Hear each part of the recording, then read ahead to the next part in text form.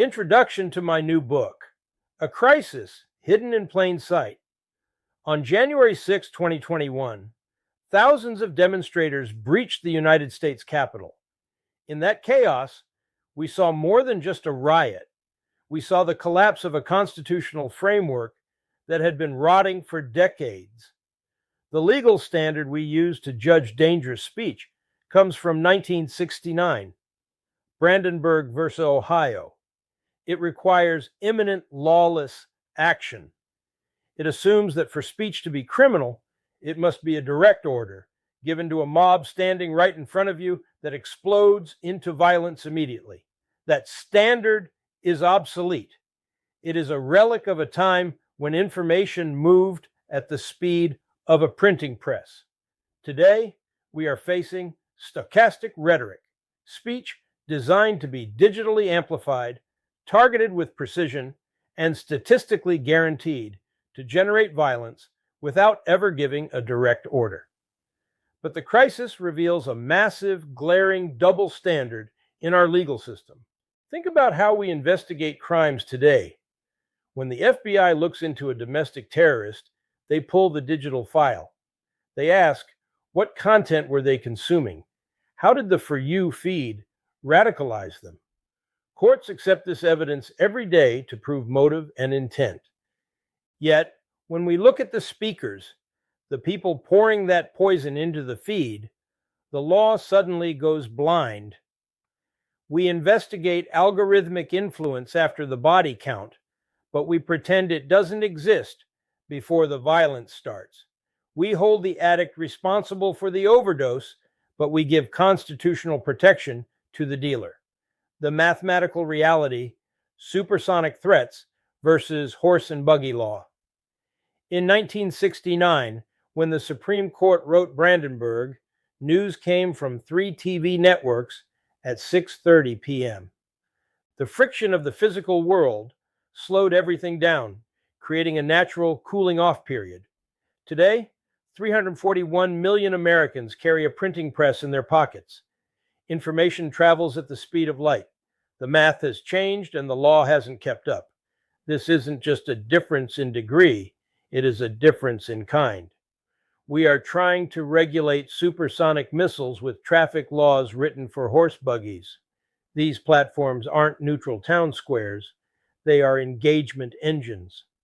They are designed to find the most enraged parts of the population, those with a fractured emotional envelope, and feed them exactly what triggers their survival circuits.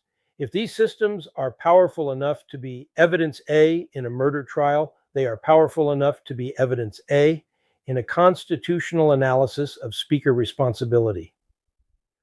The empirical evidence. We have the receipts. Let me be clear. I am not guessing here. This analysis is based on data, not opinion. We have the receipts. The causal link.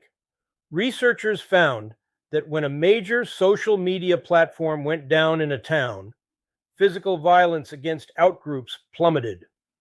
When it came back up, the violence returned. That is cause and effect. The biological toll. Neuroscience proves that dehumanizing rhetoric isn't just speech, it's a physical assault. Using PET scans, we can see the adrenal glands of vulnerable populations lighting up in a state of permanent threat mode, a phenomenon I saw firsthand in the medical records of my wife, Lori. The radicalization surge. Domestic terrorism investigations have jumped over 300% in the last decade. Most attackers weren't radicalized in basement meetings. They were radicalized by an algorithmic feed. The inconsistency is maddening.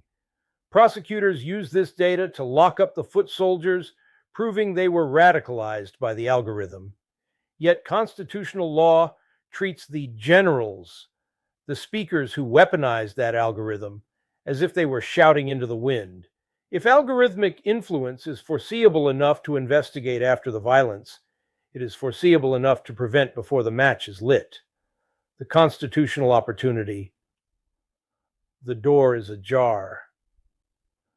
For a long time, absolutists told us the First Amendment was an unmovable stone wall. But recently, the Supreme Court cracked the door open. In 2023, in Counterman versus Colorado, the court admitted that the internet changes the rules. They lowered the standard for true threats from intent to recklessness. Justice Kagan explicitly wrote that digital communications create different risks than face-to-face speech. That is our opening. If you can be prosecuted for recklessly threatening one person online, why are you immune when you recklessly incite millions? If a speaker knows, or should know via audience analytics, that their rhetoric is being amplified to unstable people, and they know statistically that violence will follow, they are acting with reckless disregard. We don't need to prove they wanted blood. We just need to prove they lit the match in a room they knew was full of gas. The international context. We are the outlier. Americans love to think we are number one in freedom, but we are falling behind. Our allies, the UK, Canada, Germany, Australia, have figured this out. They have implemented regulations that target incitement to hatred. Critics claimed this would lead to tyranny, but they were wrong. These countries consistently rank higher than the United States in democratic health and civil liberties. They prove that you can stop hate speech without killing free speech. By protecting the vulnerable from intimidation, they have made their democracies more robust, not less. The choice before us. The clock is ticking. Anti-government violence is rising, driven by a machine that optimizes for rage. This book proposes a solution, the ninth pillar. We don't need to shred the Bill of Rights. We need to evolve it.